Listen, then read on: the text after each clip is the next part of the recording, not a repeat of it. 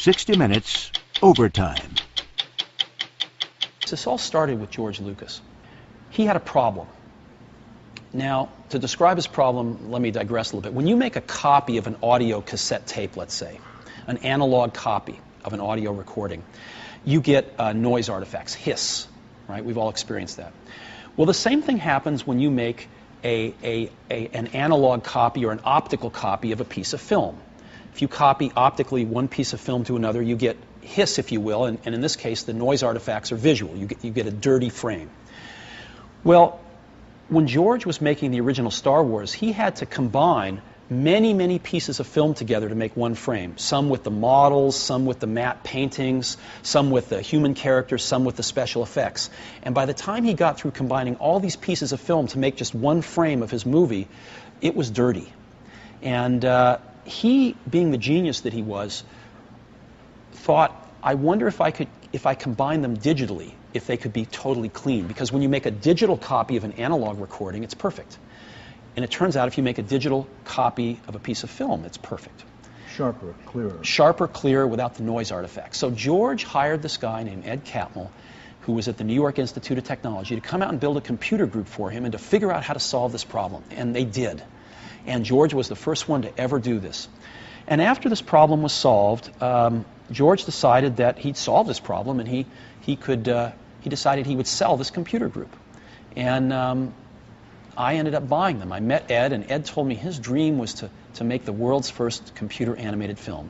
And I bought into that dream both sort of spiritually and financially. And together we started Pixar in 1986. 60 Minutes Overtime.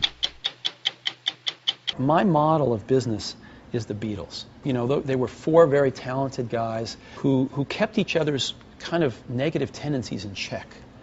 They balanced each other, and the sum was greater than the total was greater than the sum of the parts. And that's how I see business. You know, great things in business are never done by one person.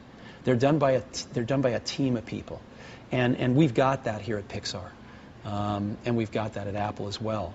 And so that's what lets me do this. Well, you know, with the Beatles, when they were together, they did truly brilliant, innovative work. And when they split up, they did good work, but it was never the same. And I see business that way too. It's really always a team.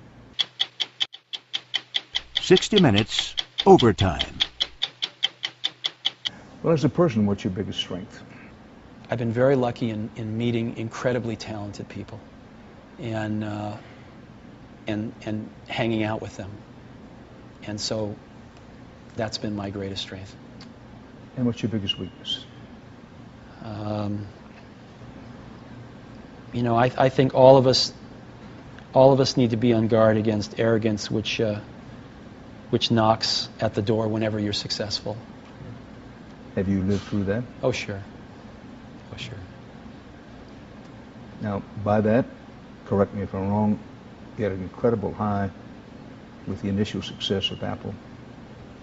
And then other competitors get in, and it's sobering. Well, as you may know, I was basically fired from Apple when I was 30, and was invited to come back 12 years later. So that was difficult when it happened, but maybe the best thing that ever happened to me. There wouldn't be a Pixar if that hadn't happened. And so, you know, you move on, life goes on, and you learn from it. We're at the end here, but you were fired from Apple when you were 30.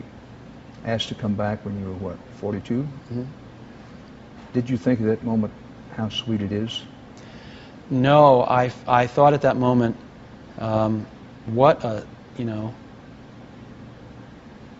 circle of life. You know, life is just always mysterious and surprising, and you never know what's around the next corner. So. 60 Minutes Overtime.